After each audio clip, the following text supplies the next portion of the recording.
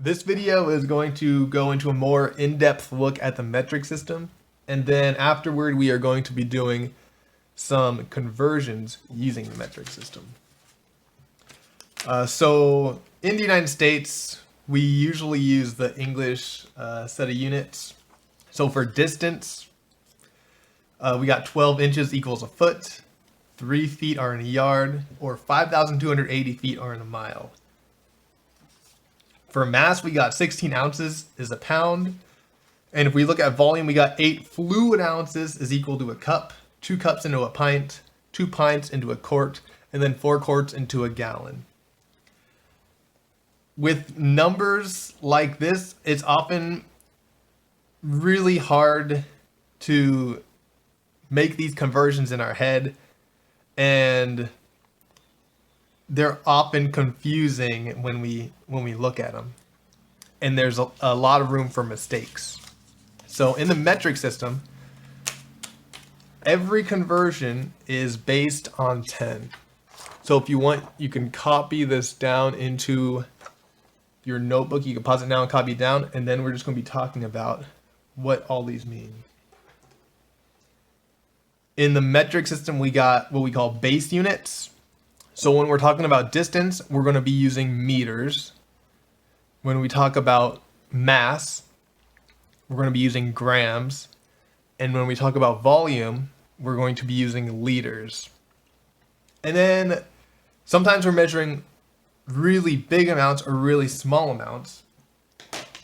So instead of coming up with, let's say, a whole new unit, like we would from cups to gallons, all we have to do is add a prefix.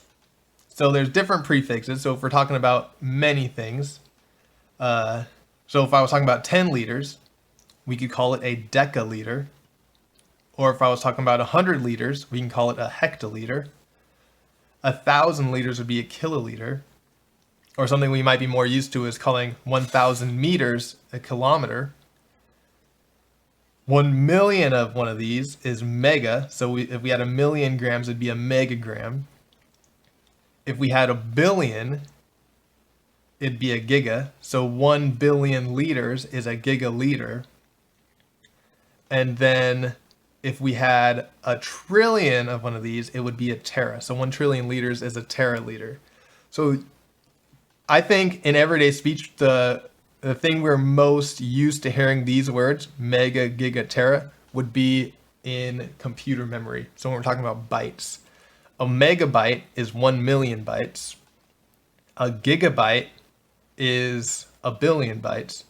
And we're starting to see memory of a terabyte, which is 1 trillion bytes. So we may be used to these things already.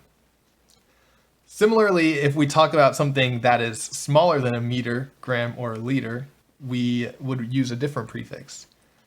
So going down, a deciliter would be a 0.1 or 1/10 of a liter. A centiliter would be 0.01 liters. We often use centimeters. Even on rulers, we got centimeters. So that is just 0.01 meters.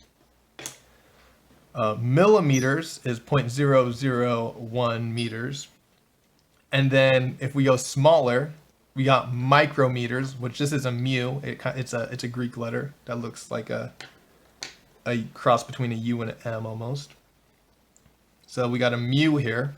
And when we're doing this, this would be 1 millionth of a meter, or any of these base units. Just for scale, micrometer would be like on the scale of cells, or even like we would use micrometers to talk about the width of a hair, something like that. Nanometers is much, much smaller. 1 billionth of a meter would be when we talk atomic scale, like how wide an atom is, the diameter of an atom. And then we can even go smaller than that. Pico, 1 trillionth of a base unit, and that would be a picometer. So if we want to write some examples of these things, and I already said these as we were going through it, but we could say if we have 1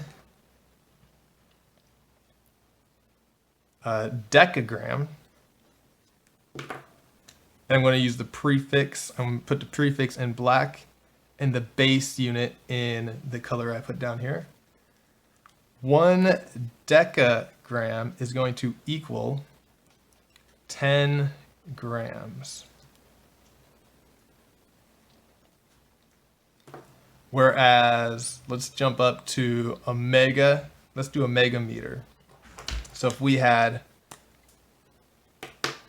1 mega, and that has to be a capital M, megameter, it would equal 1 million meters. And then let's do one example using milli. If I had one, or let me do that again. If I had 1 liter, it would equal 1,000 milliliters.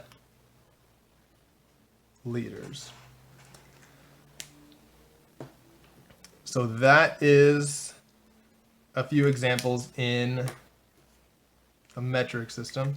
I want to also mention now scientific notation. So scientific notation makes it really easy to convert between any of these prefixes or any metric units you might have. And the scientific notation just tells us how many times we are either multiplying or dividing by 10, or you could think about it this way, how many times we have to move the decimal place over. So if I'm going from meters to megameters, just like in this, I am moving that decimal 6 times over. Or if I'm going from meters to terameters, I'd just be moving 12 spots over. Similarly, if I was going from grams to centigrams, I'm going 2 over, but I'm going in the opposite direction. So I would be going from 1 to over that way. So now to use this to do some conversions, we need to remember 2 things. The first thing is, how many places do I move the decimal? So when we're going to be looking at this, we are going to be looking at the difference in our scientific notation. So if we are going from our base unit to megameters, going from 0 to 6, that's a difference of 6. So we'd be moving the decimal 6 spots. If we're going from our base unit to milli, we would be moving 0 to -3. That's a difference of 3. We would be moving 3 spots. So that's how we figure out how many decimal spots we're moving. The next question is, what direction do I move the decimal? So if we are going down this line, so if we're going down, we are going to move decimal to the right. So an example would be if we're going from meters to millimeters, our conversion would be moving it 3 spots over, and we're going down, so 3 spots over to the right. If we are going up, so if we are going from meters to megameters, we would be moving decimal to the left. So that is what the 2 things you need to remember when doing these conversions. Now we are just going to be doing some examples using what we learned here and using this chart right here.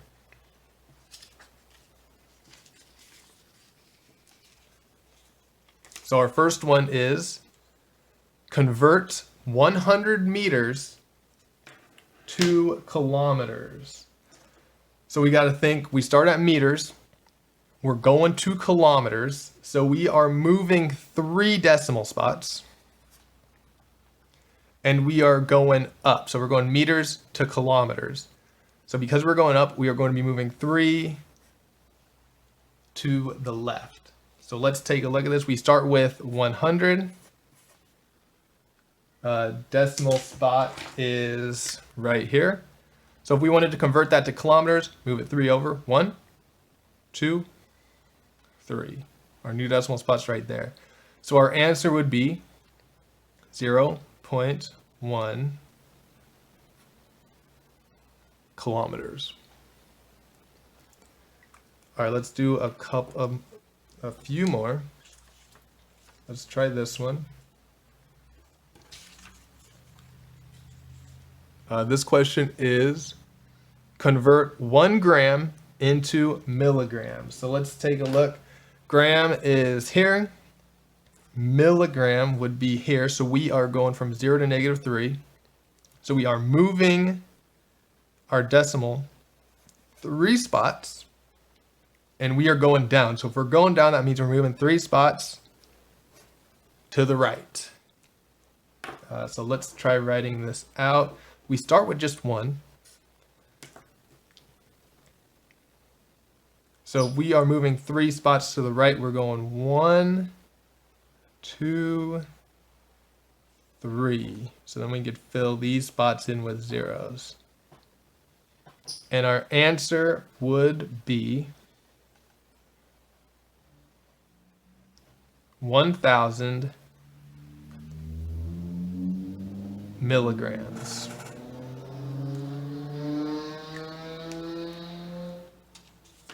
All right, and we'll do another one like this, and then we're going to bump the difficulty up 1 notch. So convert 0.15 liters into microliters. So if we go liters is our base unit here, and we're going to micro, -6. 0 to -6 would be moving 6 decimal spots. And because we're going down the chart, we are going to move right. So let's take a look at where our decimal spot lands. 1, 2, 3, 4, 5, 6. And we filled these spots in with zeros, and our decimal ends there. So 0.15 liters is going to equal